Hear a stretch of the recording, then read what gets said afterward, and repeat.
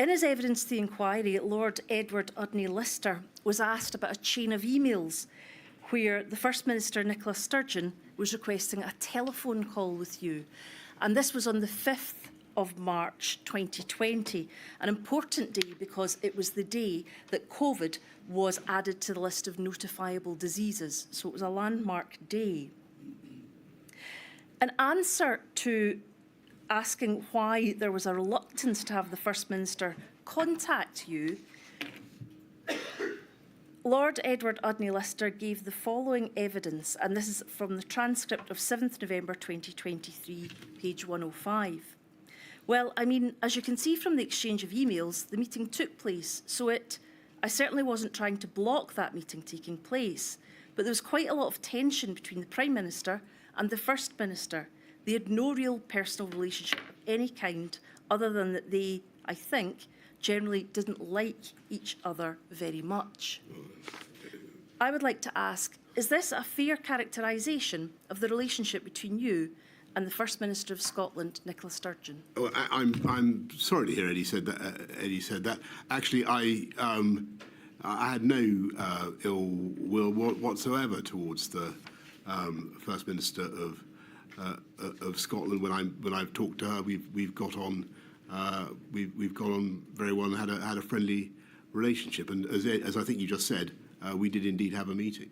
Is it odd that such a close and senior person working for you got that impression? Well, I think that let's put it this way: much as I love the SNP, they weren't politically. There was a certain amount of toing and froing between the SNP and me as the Prime Minister. I wouldn't like to produce everything that they've said about me over the years. But let's just focus on these particular questions. You say you had plenty of opportunity to meet the leaders of the devolved administration, but as my learned friend, one of my learned friends has already pointed out to you, between May and October you hadn't.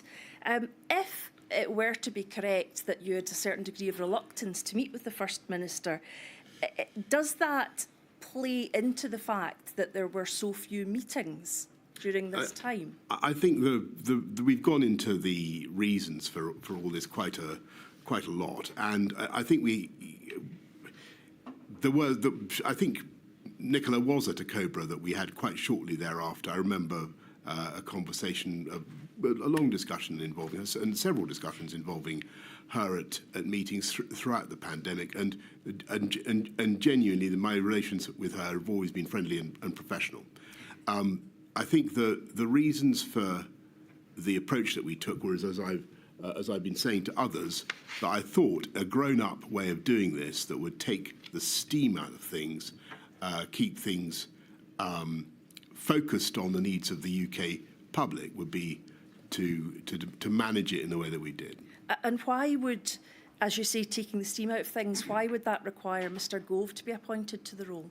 Well, I think, as I say in my statement, I think he was well suited to the job of bringing people together, hearing people's opinions, conciliating, without people who are not necessarily my number one political fans feeling the need to chip paint off the government.